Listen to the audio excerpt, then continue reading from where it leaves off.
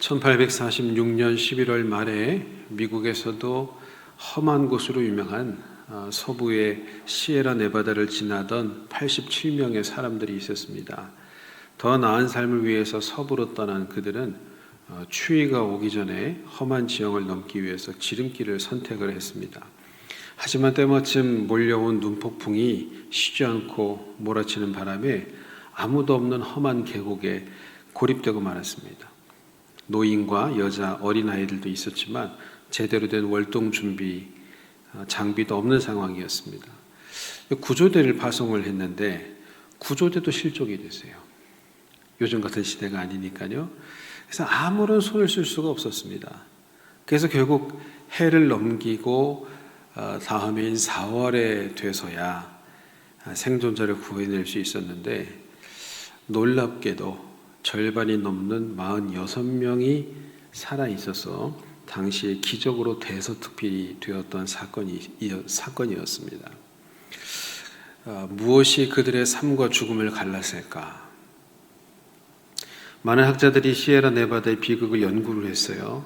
기록을 찾아서 그들의 족보도 연구하고 사망한 시신을 발굴하기까지 했습니다. 그런데 그 중에 조금 다른 관점으로 질문을 던졌던 한 사람이 있었습니다. 인류학자인 도널드 그레이슨이었는데 생물학적 관점에서 들여다봤어요. 과연 이들 중에 누가 살아남았나? 이 혹독한 환경 속에 살아남은 사람들은 어떤 사람이었을까? 이 고립된 87명 중에는요, 노인과 아이들을 포함한 몇몇 가족들이 있었고, 가족이 없는 20대에서 40대, 건장한 남자도 15명이 있었습니다. 그러면 여러분, 이 두 그룹 중에서 누가 더 많이 살아남았을까요? 20대에서 40대에 혼자 있는 남성 그룹, 그리고 노인들과 아이들을 포함하고 있는 이 가족 그룹. 많은 사람들이 전자그룹이 많이 살아남았을 거라고 생각했어요. 왜냐하면 부양가족이 없잖아요. 내 몸 하나만 건사하면 되는 거니까. 또 젊고. 그런데 완전히 그 예상이 빗나갔어요. 이 20대에서 40대 남성들은 대부분 다 죽었습니다. 3명 살아남고요. 그 노약자들, 아이들, 여성이 있는 그 가족들이 훨씬 더 많이 살아남았습니다. 자, 이 얘기는 뭘 의미할까요? 사람은 관계적 존재라는 거예요. 사람은 홀로 살 수가 없습니다. 인간은 태어나면서부터 죽을 때까지 가족이나 친구나 동료 등으로 이루어진 사회적인 관계망 속에서 살다가 인생을 마칩니다. 물론 요즘에 혼자 사는 사람들이 많이 늘어났다고는 하지만 엄밀히 말하면 혼자 사는 게 아니에요. 그들도 누군가와 관계를 맺고 사는 거죠. 다른 누군가와 관계를 맺고 살아가는 것, 이건 거의 본능적인 것입니다. 왜 그러냐면 인간은 하나님의 형상을 따라 지음을 받았기 때문에 그렇습니다. 예수님도 보십시오. 예수님께서 공생애를 시작하시면서 가장 먼저 하신 일이 뭐냐면 제자들을 부르신 겁니다. 12명의 제자들. 예수님께서 혼자 사역을 감당하시기가 어려웠을까? 그건 아닙니다. 그분은 하나님의 아들이시기 때문에 능력이 뛰어나신 분이고 혼자 다 하실 수가 있는 분이에요. 그러나 그렇게 하지 않습니다. 그리고 어찌 보면 연약하고 별 쓸모없는 것 같은 제자들을 부르셔서 그들과 동역을 하셨어요. 그들을 훈련시키시고 제자 훈련시키셔가지고 예수님의 부활 이후에 이 온 세계에 복음을 전파하는 사도의 역할을 그들에게 맡기십니다. 이게 주님의 사역의 원리입니다. 이렇듯 우리 인생살이나 사역 모두가 끝없는 이 관계 연속으로 이루어져 있는데 이 땅에서의 관계에 아주 중요한 특징이 하나 있죠. 영원하지 않다는 것입니다. 모든 관계가 시작이 있으면 끝이 있기 마련이고 또 만남이 있으면 헤어짐이 있기 마련입니다. 이것이 우리 인생살이에 큰 아픔과 상처를 줍니다. 오늘 본문에 보면 제자들이 큰 충격에 쌓여 있는 것을 봅니다. 왜냐하면 주님께서 떠날 것을 예고하셨기 때문이에요. 아마도 이들은 자신의 삶이 송두리째 날아가는 것 같은 충격을 받았을 겁니다. 그토록 그럴 것이 이 제자들이 예수님 따라올 때 직장도 버리고 집도 버리고 가족도 버리고 다 버리고 예수님을 쫓았거든요. 완전히 예수님에게 자기 인생을 올인했는데 이제 와서 예수님께서 떠나가신다고 하시니까 얼마나 마음에 충격을 받았겠어요. 도대체 아니 예수님 하나 믿고 따라왔는데 지금 와서 무슨 말씀을 저렇게 하시나? 우린 이제 어떻게 하나? 이 민족은 어떻게 하나? 이런 고통과 혼돈과 상처와 분노의 이 복합다닥한 이 복잡한 감정들이 제자들 안에 있었던 거죠. 그리고 이 충격은 이내 예수님을 향한 실망과 더불어서 염려와 근심으로 바뀌어졌을 것입니다. 이때 예수님이 근심하는 제자들을 향해서 말씀하세요. 너희는 마음에 근심하지 말라. 하나님을 믿으니 또 나를 믿으라. 내 아버지 집에 거할 것이 많도다. 그렇지 않았으면 너희에게 일렀으리라. 내가 너희를 위하여 거처를 예비하러 가노니 가서 너희를 위하여 거처를 예비하면 내가 다시 와서 너희를 내게로 영접하여 나 있는 곳에 너희도 있게 하리라. 예수님께서 제자들을 두고 떠나시는 이유가 뭐냐 하면 야 내가 너희들 3년 데리고 있어 보니까 야 지긋지긋하다 야 못 살 것 같아. 그냥 이쯤에서 헤어지는 게 좋겠어.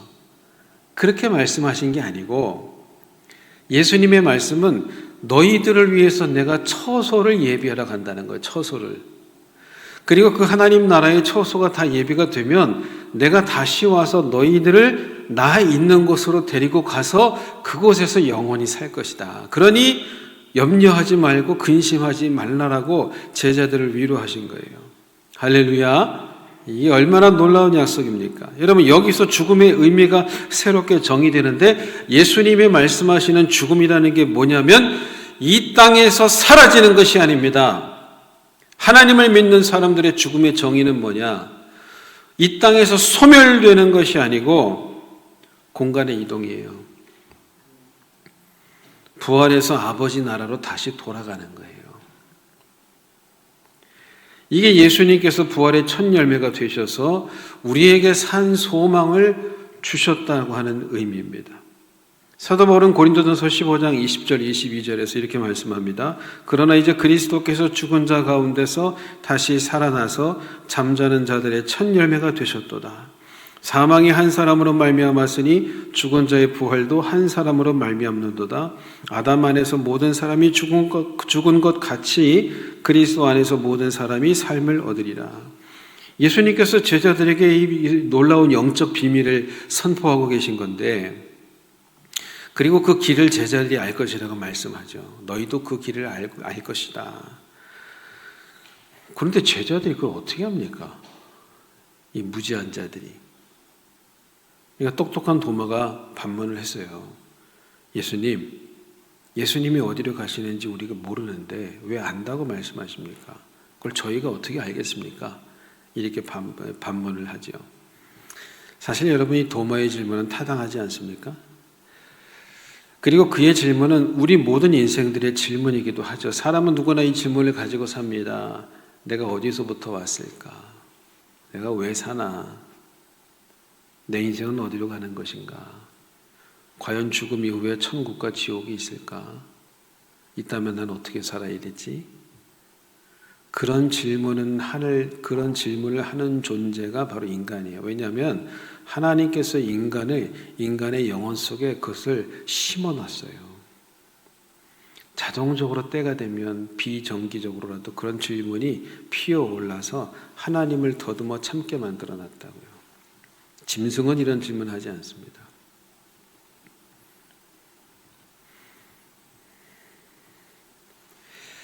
미국의 신학자인 존 맥케이가 그의 책에서 두 가지의 관점, 발코니와 길이라고 하는 짧은 글을 써놓았어요. 그건 인생을 바라보는 두 가지 관점에 대해서 이야기를 하는데 첫 번째는 발코니의 관점입니다.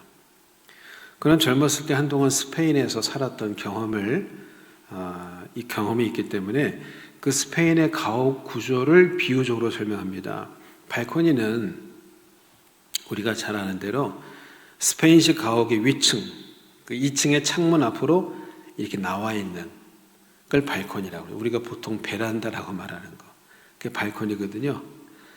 거기에 나와 있는 그 발코니의 길이 있다는 거예요. 그 발코니에 나와서 이렇게 길을 내려다보면 싸우며 고함치는 사람, 술을 먹고 비틀거리는 사람, 어디론가를 향해 바쁜 걸음을 옮기는 사람, 사랑을 나누는 두 남녀, 모든 인간 군상들의 모습을 넓은 시각으로 조망할 수가 있어요. 그 발코니의 관점이에요. 반면에 길이의 관점이 있습니다. 길이라고 하는 것은 치열한 삶을 살아가는 갈등과 걱정과 사상이 태어나는 곳이고, 선택을 내리고 결정된 사항이 이행되는 곳입니다. 그것은 행동의 장소요, 순례 여행의 장소요, 여행자의 마음속에 근심, 걱정이 끊이지 않는 장소입니다. 그 길에서 목표를 추구하고 또 사건을 만나고 위험을 겪으면서 혼신의 힘을 쏟습니다. 이 두 관점을 비교하면서 독자에게 질문합니다. 이 두 관점 중에 어느 것이 중요한가? 질문하고 그는 이렇게 대답을 하죠. 진리는 길에서 발견된다. 사람은 자신의 의지로든 아니면 섭리적인 환경에 의해 내쳐지든 발코니에서 길로 내려올 때 현실이 무엇인지 알게 된다. 이렇게 말을 해요. 맞는 얘기예요. 그런데 예수님께서는 뭐라고 말씀하시냐면 자신이 곧 길이요 진리요 생명이라고 말씀합니다. 오늘 6절 말씀입니다. 예수께서 이르시되 내가 곧 길이요 진리요 생명이니 나로 말미암지 않고는 아버지께로 올 자가 없느니라. 예수님께서 말씀하신 그 길이란 무엇일까요? 하나님 아버지께로 가는 길, 천국으로 가는 길, 그 하늘아버지 계신 길로 가는 통로는 예수 그리스도 한 분밖에 없다는 거예요. 그리고 그 길로 들어선다는 건 뭐냐 하면 생명을 얻는 동시에 진리를 깨닫게 되는 방법임을 선포하신 겁니다. 얼마나 놀라운 말씀입니까? 여러분, 인류 역사상 어떤 위인도 내가 곧 길이요 진리요 생명이라고 천명한 사람은 없어요. 누가 감히 이렇게 선언할 수 있습니까? 둘 중에 하나예요. 정신병자이거나 하나님의 아들이거나. 사람은 이런 얘기 못해요. 선택은 여러분이 해야 돼요. 성경은 분명하게 그분이 하나님의 아들이라고 말씀합니다. 이렇게 감히 선언할 수 있는 분 오직 한 분, 하나님의 아들이신 예수 그리스도밖에 없습니다. 그래서 우리는 오직 이 예수 그리스도를 통해서 진리와 생명을 얻고 그분을 통해서 하나님 아버지께로 돌아갈 수 있다는 것입니다. 여러분, 우리 모두는 이 세상에서 살아가다가 언젠가는 사랑하는 이들과 이별을 할 수밖에 없잖아요. 그런데 그 이별이 죽음일 때 너무 큰 충격과 상처 그리고 고통을 받습니다. 그 아픔을 우리가 어떻게 위로할 수 있겠어요? 박안서 작가가 쓴 한 말씀만 하소서라고 하는 작품이 있습니다. 이게 자기 아들을 잃고 나서 그 어미의 심정으로 그야말로 절절하게 토로한 작품인데요. 그녀의 아들은 엄친아였습니다.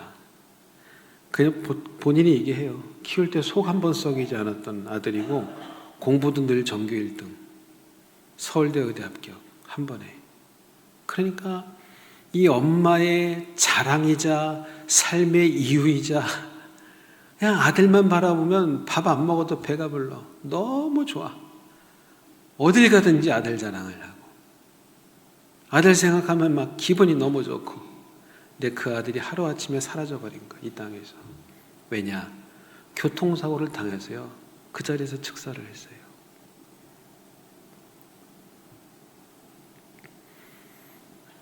그러니까 이 어미가 어떻겠어요? 마음이 천갈래 만갈래 찢어지죠. 에? 실신했다가 또 깨어났다가 소리 질렀다가 또 실신하고 또 깨어났다가 정신을 못 차려. 정신을 못 차려. 딸이 너무 걱정되니까 자기 집에 모셨다가 나 집으로 갈란다 갔다가 자식들은 엄마가 무슨 극단적인 선택할까 봐 전전긍긍하면서 사는 거예요. 사는 게 아니에요.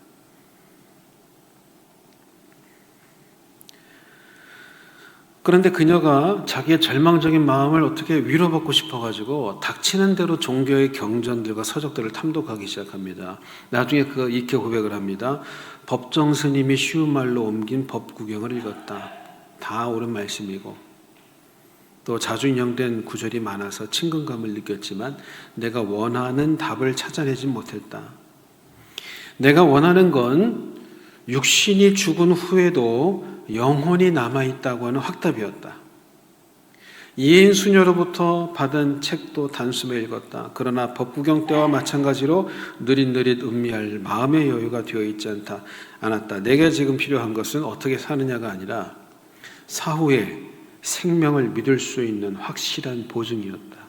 내가 왜 이런 고통을 받아야 하는지 납득할 수 있는 신의 명확한 계산서였다. 이렇게 말합니다. 다른 거 다 필요 없어. 정말 죽음 이후에 다른 세상이 있는지, 정말 죽음 이후에 우리 인간의 본질이라고 말하는 그 영혼이 살아있는 게 확실한지 그 답을 나한테 달라는 거예요. 왜냐하면 그것만 있으면 내가 위로를 받을 수 있고 살아갈 이유가 있겠는데 그거 있으면 내가 살 이유가 없다는 거죠. 여러분, 이 세상에서 사라져버린 사랑하는 이들과 이별 속에서 우리가 위로받을 수 있는 유일한 소망이 무엇이겠어요? 뭘로 위로하겠어요? 사후의 생명이 있는가? 그리고 그 세상에서 우리가 다시 만날 수 있는가? 그거밖에 없습니다. 저도 수년 전에 아버님을 갑자기 잃는 과정 속에서 끊임없이 그 질문을 던져보았습니다. 모르는 게 알죠. 모르는 게 아니죠. 알지요. 그래도 슬픕니다. 고통스럽습니다. 왜 이렇게 갑자기 또 빨리 데려가셨는지. 밤에 병원에 입원하시고 다음날 새벽에 돌아가셨으니까요. 어제 들어가시고 새벽에 돌아가셨다고 연락이 오니까 얼마나 놀랐겠어요. 물론 저희 아버님보다 더 빨리 허망하게 떠난 인생들이 많죠. 누군가는 장례식에 와서 아이고 호상이네, 호상이야, 뭐 살 만큼 사셨잖아. 그런 말 함부로 하지 마세요, 여러분. 함부로 하는 거 아니에요, 그런 말. 가족들은 슬픈 거예요. 호상이 어디 있어요, 가족한테. 아무리 기도하고 묵상하고 말씀을 되뇌어봐도 믿는 자들에게 답은 하나밖에 없어요. 천국 소망이에요. 오늘 말씀에 이른 대로 예수님은 자신이 떠난 뒤에 남겨질 제자들에게 이렇게 위로하시는 거예요. 내가 너희하고 헤어지는 것은 영원한 것이 아니야. 내가 너희를 위해서 거처를 예비하면 다시 와서 너희를 나 있는 곳에 데리고 올 것이고 그곳에서 영원히 나와 함께 살 것이다. 그러니 근심하지 말아라. 여러분은 이 예수님의 말씀을 믿습니까? 솔직하게 대답해 보세요. 믿어요? 여러분, 이 말씀은 예수님께서 제자들에게 주신 말씀이 아니고 주님을 믿고 따르는 모든 하나님의 백성들에게 주시는 말씀이에요. 그리스도인에게 죽음은 뭐냐면 이 땅에서 소멸이 아니고 죽어 없어지는 게 아니고 공간의 이동이라고요. 영원한 세계로 들어가는 관문이라고요.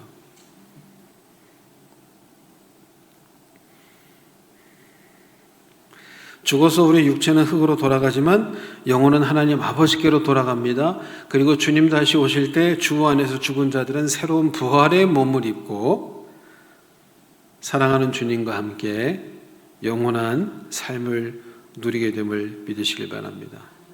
그러므로 사도 바울은 주 안에서 먼저 죽은 자들의 운명에 대해 묻는 자들에게 이렇게 대답을 합니다. 형제들아, 자는 자들에 관하여는 너희가 알지 못함을 우리가 원하지 아니하노니 이는 소망 없는 다른 이와 같이 슬퍼하지 않게 하려 함이라. 우리가 예수께서 죽으셨다가 다시 살아나심을 믿을진데 이와 같이 예수 안에서 죽은 자들이 자는 자들도 하나님이 그와 함께 데리고 오시리라. 우리가 주의 말씀으로 너희에게 이것을 말하노니 주께서 강림하실 때까지 우리 살아남아 있는 자도 자는 자보다 결코 앞서지 못하리라. 주께서 호령과 천사장의 소리와 하나님의 나팔 소리로 친히 하늘로부터 강림하시리니 그리스도 안에서 죽은 자들이 먼저 일어나고 그 후에 우리 살아남은 자들도 그들과 함께 구름 속으로 끌어올려 공중에서 주를 영접하게 하시리니 그리하여 우리가 항상 주와 함께 있으리라. 그러므로 이러한 말로 서로 위로하라. 성경에 우리에게 뭘 말씀하고 있느냐 하면 우리는 소망 없는 자가 아니라는 거예요. 소망이 있는 자라는 거예요. 영원한 소망을 가진 자. 그러니까 이 말씀으로 서로를 위로하라고 말씀을 하고 있습니다. 기독교 철학자인 니콜라스 월터스토프라고 하는 분이 있는데 그분이 나는 사랑하는 사람을 잃었습니다 라고 하는 책을 썼습니다. 이분 역시도 아들을 잃었는데 그 마지막에 이런 고백을 해요. 에릭의 육신을 담고 있는 이 좁은 땅을 본 지도 1년이 지났다. 그때 이곳은 흙더미와 구덩이 하나가 있었다. 지금은 차가운 묘석 하나만 남았다. 그는 밀봉되었다. 도금한 상자 속에 말이다. 그 다음에 이 아버지가 이런 말합니다. 벌레들이 우리 아들의 몸을 얼마나 갉아먹었을까? 1년 동안. 몸이 남아있을까? 뼈는 남아있을까? 춥진 않을까?